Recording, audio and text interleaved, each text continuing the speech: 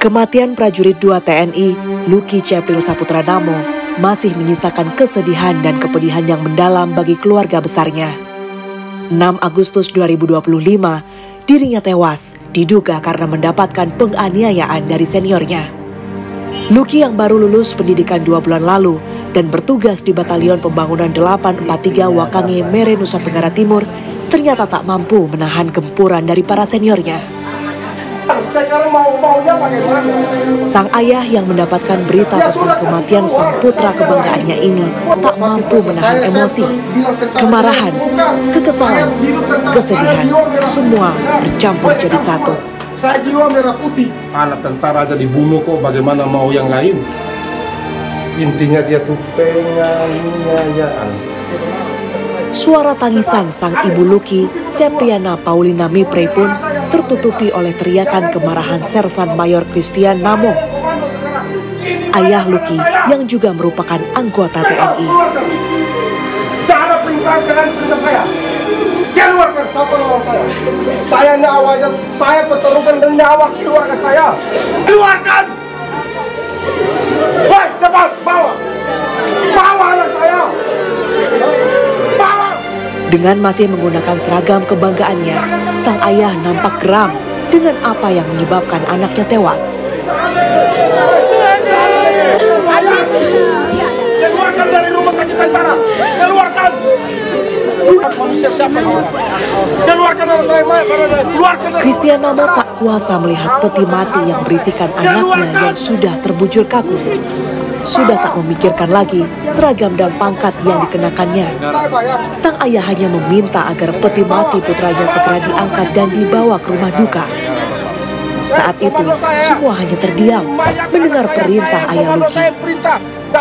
Ayah Luki Christian Namo dengan suara kerasnya, sekali lagi dirinya meminta kepada seniornya untuk segera mengangkat peti mati Prada Luki Cepril Saputra Namo. Sersan Mayor Christian terus berteriak, meminta keadilan atas tewasnya Prada Luki Cepril Saputra Namo yang merupakan anak kedua dari Sersan Mayor ini. Saudara yang ingat ya, hak saya pakai jalur hak asasi manusia. Saya tunggu pakai hak saya sebagai manusia. Ingat baik-baik, tanda hidup saya. Suara kesedihan semakin terasa ketika jasad Luki tiba di rumah duka.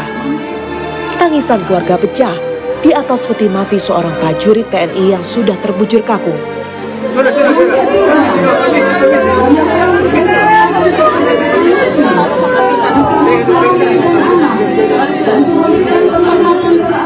Dalam hati kedua orang tua Prada Luki masih berteriak kencang, tak terima anak kesayangannya tewas dengan cara yang mengenaskan. Tubuh penuh dengan luka yang diduga akibat tindak kekerasan pun memenuhi seluruh bagian tubuh sang Prada ini.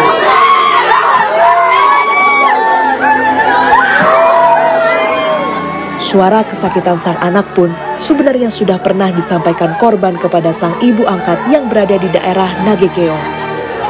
Kalimat kesakitan korban yang terlontar adalah, "Mama, saya dipukul, saya dicambuk."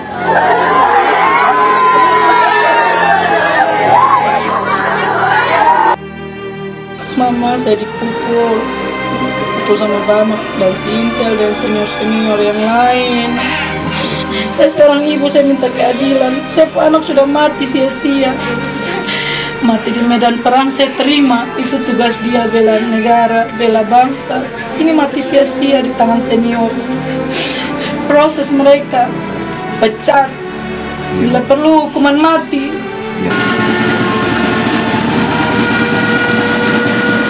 Dengan masih menggunakan seragam kebanggaannya, ayah Luki terus mendampingi peti jenazah sang prajurit tangguh yang mulai diusung untuk dibawa ke tempat peristirahatannya yang terakhir. Dihantar dengan tembakan salvo, jasad Luki yang dibungkus peti mati masuk secara perlahan ke liang kubur. Penghormatan terakhir kepada Prada Luki diiringi tangisan sang ibu kala itu. Meski Luki telah terkubur, kepiluan keluarga tak semudah itu lepas dengan sendirinya. Harapan akan keadilan terus diteriakan dalam suara lantang, meski dalam hati yang sudah terlukai. Di hadapan sang panglima, Ibunda Luki tak sanggup menahan kekesalan yang keluar berupa air mata. Anak saya sudah meninggal, Bapak. Saya hanya mencari keadilan. Mohon Bapak, jangan ada fitnah-fitnah lagi yang keji tentang anak saya. Dalaman kali dia jadi tetap. Saya semua, saya sedih kalau begitu. Mungkin tidak ada yang pernah merasakan seperti saya.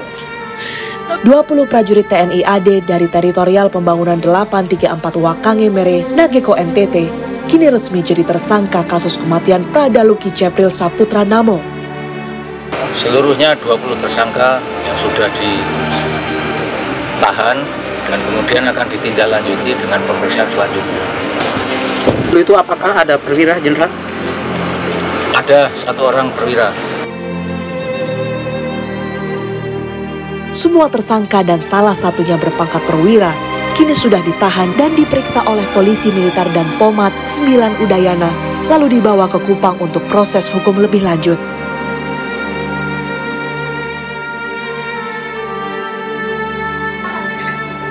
Jasad Pradaluki memang telah terbaring di peristirahatannya yang terakhir. Namun namanya akan terus hidup sebagai pengingat bahwa nyawa seorang prajurit tak boleh melayang dengan sia-sia.